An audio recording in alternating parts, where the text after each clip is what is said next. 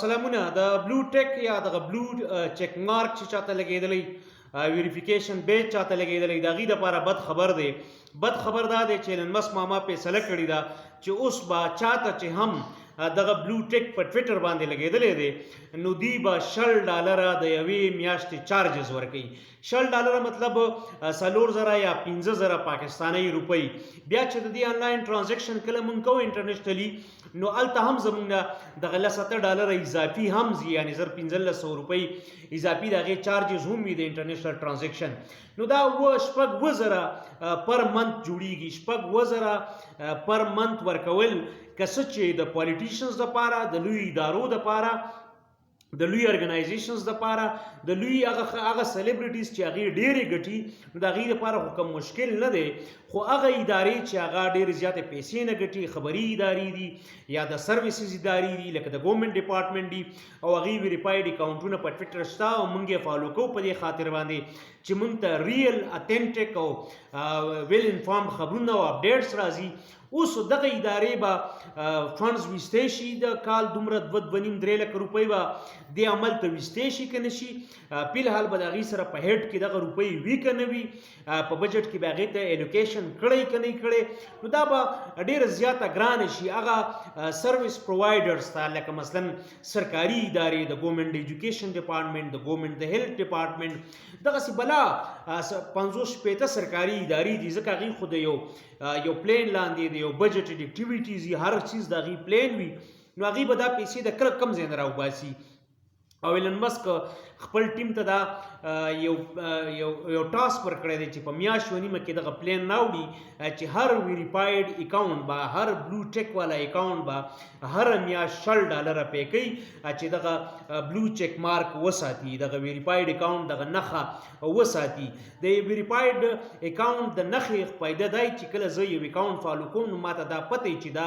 ریل ارګنایزیشن دی، دا ریل کس دی، دا اتنټیک کس دی. زه چې کوم اپډیټس اخلم،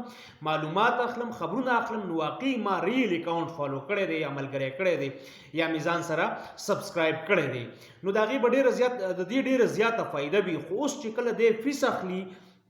نو یو خو به د ادارو دپاره دا مشکل چې هغې بجټینګ نه دی کړی، او بل هغه خلکو دپاره به دا مشکل وي، هغه سلیبریټیز یا هغه خبریالان بالخصوص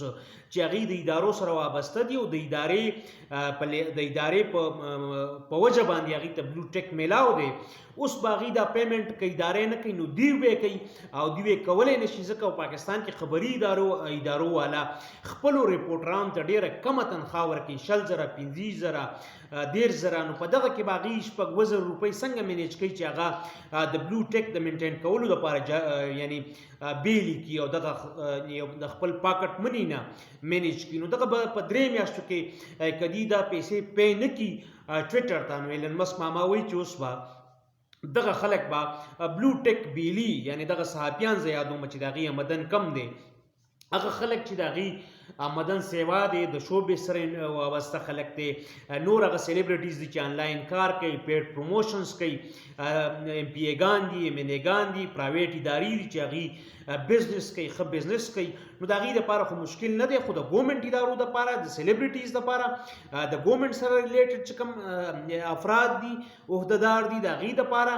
او هغه خبریالانو دپاره دا مشکل دی چې هغه واقعي جنوین ریپورټینګ کوي، حرام نه خوري، یعنی ناجایز نه کوي او تنخواګانې کمې دي او دغه مناسب په خپله لږه ډېره تنخواه کې دغه بجټ به نشي ویستی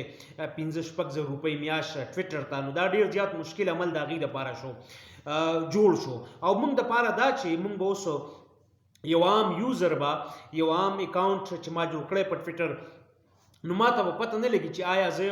د کرکټ حوالې سره، د شوبیز حوالې سره یا یو کس فالو کوم او واقعي دا هغه ریل دی که نه دی،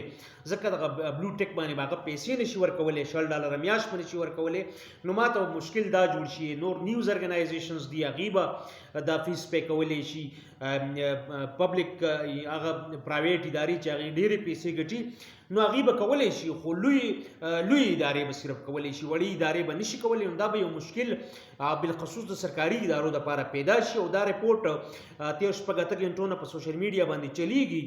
دا خبرونه چلیږي او دا د ورج.com هم رپورټ کړی دی کافي حد پورې دا اتنټیک دی ځکه چې ډیرو اتنټیک او ریل او ویریفاید اکاونټونو دی حواله سره ټویټس کړي دي او تاسو ته پته ده چې د ټویټر حواله سره کوم اپډیټ راځي او څوک څه قسم ټویټ کوي نو ایلن مسک هغه وخت په وخت باندې جوابوي خو 13 غنټونه دی حواله سره چې دا کوم خبرونه دي دا غي هیڅ قسم تردید نه دی کړی د دې مطلب دا دی چې دا خبر صحیح دی اوس با هر کس ویریفاید اکاؤنٹ والا دغه $100 پې کوي کني نو دی با د ویریفاید اکاؤنٹ دغه ټیک مارک دغه چیک مارک با بیلی او چې هغه بیلی نو موږ ته به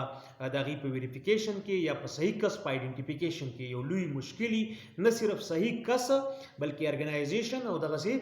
که ایجنسیز دي که نیوز ایجنسیز دي د هغې په پہچان کې به موږ ته مسله راځي اینډ یوزر ته یا ما او تا ته بهرحال